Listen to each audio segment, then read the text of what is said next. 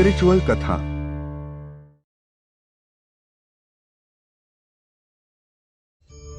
स्वीकारण, सत्य का स्वीकारण मनुष्य के लिए बहुत ही महत्वपूर्ण है। जब तक मनुष्य सत्य को स्वीकार नहीं करता, उसे असत्य से लड़ने की शक्ति प्राप्त नहीं होती। जब आप भोजन करते हैं तो क्या होता है? आपका पेट स्वीकारता है कि वो भर चुका है और आप भोजन करना बंद कर देते हैं। जब आपको निद्रा आती है तो क्या होता है? आपका मन स्वीकारता है कि आपका शरीर थक चुका है और उसे विश्राम की आवश्यकता है। उसी प्रकार जब आपको किसी व्यसन को रोकना हो तो आपको स्वीकारना पड़ता है कि बहुत हो चुका, चाहे वो लालच हो या मदिरापान। उस व्यसन का त्यागना तभी प्रारंभ होता है जब आप ये स्वीकार कर लेते हैं कि आप उस व्यसन के बंधक हैं। हम में से ऐसा कोई नहीं जिनकी परछाई उनसे दूर रहती। हमारी परछाई सदैव हमारे साथ रहती है। कदाचित हमारी परछाई हमारे कर्मों के फलों का संकेत है।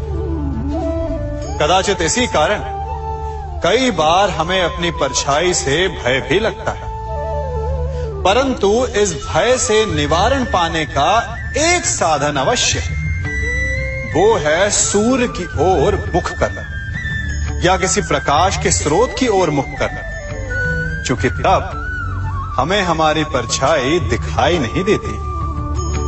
यदि इसे जीवन के संदर्भ में देखें तो ये प्रकाश का स्रोत शुभ कर्मों की चेतना है। यदि आपके मन में शुभ कर्म करने की इच्छा है तो आपको कभी भी अपने कर्मों के फल का भय नहीं होगा, क्योंकि यदि आपका मन शुद्ध होगा तो आपके कर्म शुद्ध होंगे और शुद्ध कर्मों का फल कभी अशुद्ध नहीं हो सकता। आज मैं आप सबको एक कथा सुनाता हूं। एक दिन प्रातः एक व्यापारी अपने घर से निकला। घर से निकलते ही एक बिल्ली ने उस व्यापारी का मार्ग काट दी। व्यापारी घबरा गया। वो फिर से घर लौट गया और शुभ घड़ी की प्रतीक्षा करने लगा। और जब वो पुनः अपने घर से निकला तब वो वाहन जा चुका था जिससे राजा तक पहुंचकर उसे भेंट देनी थी। राजा को भेंट नहीं मिली। राजा क्रोधित हो गए। राजा ने उस व्यापारी का व्यापार बंद करवा दिया। इस कारण व्यापारी क्रोधित होकर घर पर अपनी पत्नी से लड़ बैठा। पत्नी अपने बच्चों समेत मैके वापस चली गई और उस व्यापारी के जीवन में यदि कुछ रह गया था तो केवल अंधकार। और इन सब का कारण वो उस बिल्ली को मानता रहा जिसने उसका मार्ग काटा था। ऐसा ही एक दूसरा व्यापारी राजा को भेंट देने निकला और उस व्यापारी का मार्ग भी एक बिल्ली ने काट दिया। वो व्यापारी तनिक घबराया, परंतु उसने आगे बढ़ना अधिक उचित समझा। राजा तक वो समय पर पहुंचा।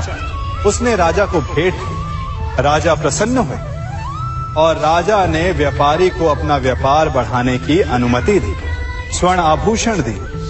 जब व्यापारी घर पर पहुंचा तो पत्नी को आभूषण और अपने बच्चों को देने के लिए वस्त्र थे उसके पास। हर ओर प्रसन्नता थी। समझ रहे हैं ना? दोनों के साथ एक ही प्रकार की घटना हुई, परंतु दोनों की प्रतिक्रिया भिन्न थी। ऐसा ही हमारा जीवन भी है।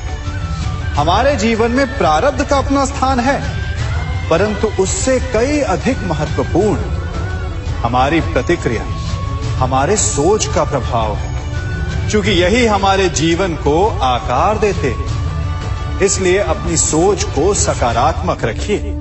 आपका जीवन सदैव आनंदमय रहेगा।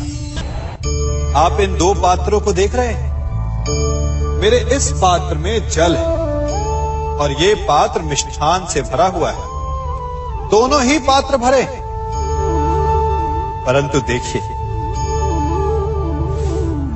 मिश्री को जल में मिला दिया। जल ने मिश्री को अपना लिया। मिश्री ने अपना अस्तित्व खो दिया, परंतु जल को अभिमान है कि उसका अस्तित्व अभी भी बना हुआ है। परंतु जो इस जल को चखेगा उसे अवश्य पता चल जाएगा कि ये जल अब वो जल नहीं रहा, ये अब शरबत बन गया। हमारा त्याग, हमारे बलिदान भी ऐसे ही होते हैं। जो इस बात को अनुभव करते हैं वो समझ सकते हैं कि कैसे हमने समय की धारा को बदल दिया। जो बलिदान देते हैं उनका अस्तित्व कभी नष्ट नहीं होता, अपितु उनका बलिदान संसार में कुछ ना कुछ परिवर्तन अवश्य लाता है। हम सभी कभी ना कभी, कहीं ना कहीं अपने जीवन में यात्रा अवश्य करते हैं। हमारी यात्रा में कभी पक्के रास्ते आते हैं तो कभी कच्चे रास्ते। पक्के रास्ते मनुष्य बनाता है और कच्चे रास्ते जानते हैं कैसे बनते हैं? चलते चलते बन जाते हैं। जब लोग एक स्थान से जाते हैं तो पैरों के दबाव से नीचे की घास कुचल जाती है। बार बार उस मार्ग से जाने से धीरे धीरे मार्ग स्वतः ही बन जाता है। और यही जीवन है, यही नियति है। जब आपके जीवन में आपको मार्ग ना मिले तो रुकिए नहीं, आगे बढ़ते रहिए और आपके पैरों के दबाव से मार्ग स्वतः ही बन जाएगा। हम सभी अपने जीवन में सफलता चाहते हैं, है ना?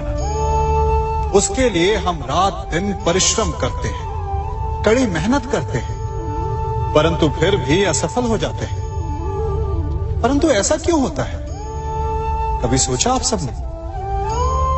क्योंकि सफलता पाने का मंत्र बड़ा कठिन नहीं, बड़ा सरल है। उचित विचार, उचित समय, उचित स्थान पर उचित प्रहार। जब आपके विचार, समय, स्थान और प्रहार यानी परिश्रम उचित है तो सफलता आप ही को मिलेगी। जिस प्रकार एक लोहार लोहे से कुछ बनाते समय उस लोहे के सही ताप तक के आने की प्रतीक्षा करता है और समय आने पर उचित स्थान पर पर्याप्त बल से प्रहार करता है और लोहा आकार ले लेता है, ठीक उसी प्रकार आपकी सफलता भी आकार लेती है।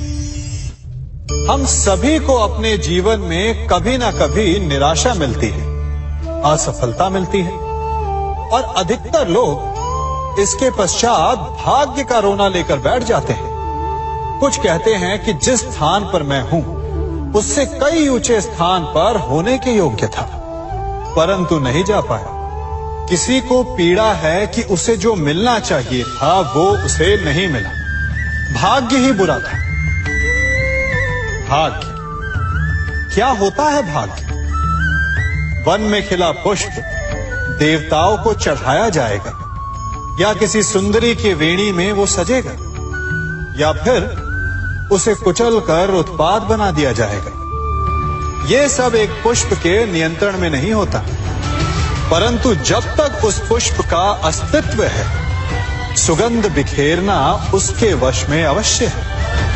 परंतु भाग्य हमारे वश में नहीं, और जो हमारे वश में नहीं उसके लिए दुखी होने से क्या होगा? कर्म पर वश है, वो कीजिए और धीरे धीरे भाग्य आपके वश में आ जाएगा, क्योंकि कर्म ही प्रधान है। मनुष्य की सबसे बड़ी दुर्बलता क्या होती है? सोचिए। धन, प्रेम, अहंकार। मनुष्य की सबसे बड़ी दुर्बलता होती है उसके रहस्य। चाहे आप कितने भी शक्तिशाली क्यों ना हो, कितने भी प्रबल क्यों ना हो, परंतु उसके रहस्य उसके नाश की चाबी होती है। इसलिए यदि प्रबल रहना है, शक्तिशाली रहना है, समर्थ रहना है, तो अपने रहस्य को किसी को भी ना बताएं, ना मित्र को और ना ही शत्रु को, क्योंकि समय पड़ने पर कब कौन शत्रु हो जाए ऐसा कहना संभव नहीं। विभीषण को रावण के अमृत कुंड का ज्ञात था, इसीलिए प्रभु श्री राम रावण का वध करने में सफल हो सके। इसलिए उचित यही है कि आप अपने रहस्य को स्वयं तक ही सीमित रखें। मनुष्य का मन बड़ा विचित्र होता है, कल्पना में ही विकास करता है, संपन्न भविष्य का स्वप्न देखता है और कल्पना में ही जो नहीं हुआ उससे भय खाता है। और यही भय मनुष्य का सबसे बड़ा शत्रु है। हमारे भविष्य के मार्ग में, हमारे आनंद के मार्ग में सबसे बड़ी बाधा है। अब आप लोग मुझसे पूछेंगे कि इसका तोड़ क्या है, भय से मुक्ति कैसे पाई जाए? तो ये प्रश्न आप स्वयं से पूछिए।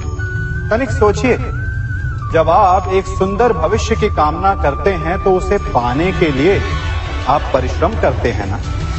ठीक उसी प्रकार भय से मुक्ति पाने के लिए आप उससे लड़ जाएं और उसका निवारण आपको स्वतः ही मिल जाएगा।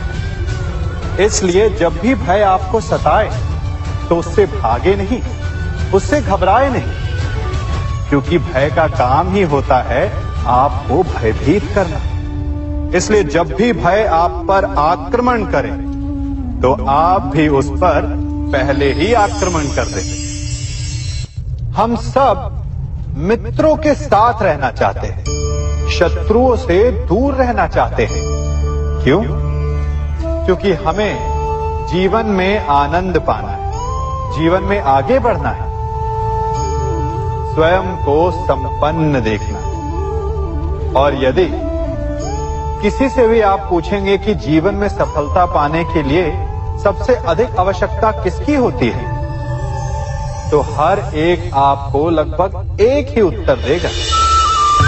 सफलता प्राप्त करने के लिए आपको सच्चे मित्रों की आवश्यकता होती है। परंतु यदि आपको और अधिक सफल होना है तो आपको केवल मित्रों की नहीं, शत्रु की अधिक आवश्यकता है। अब आप कहेंगे, ये मैंने कैसी बात कर दी? तनिक स्वयं सोचिए। जब भी संकट आता है तो मित्र क्या करते हैं?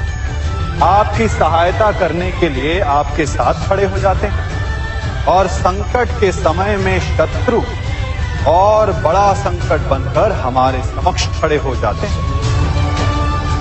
मित्र हमें सहायता देते हैं, अपनी शक्ति देते हैं, परंतु शत्रु आपके भीतर छिपी शक्ति को बाहर लाता है, आपको और अधिक बलवान बनाता है।